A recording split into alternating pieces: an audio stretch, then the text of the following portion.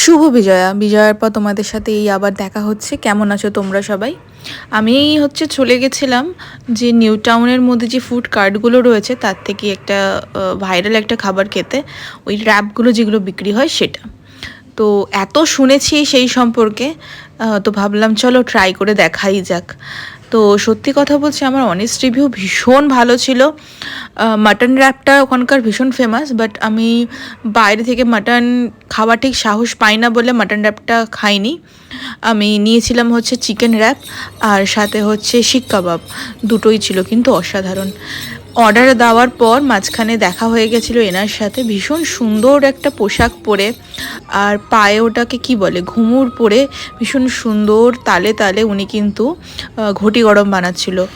আমি সেই মুহূর্তে ঘটি গরম না নিলেও পারতাম, কিন্তু এনাদেরকে তো টাকা দিলে নেবে না, তাই একটুখানি সামান্য সাহায্য।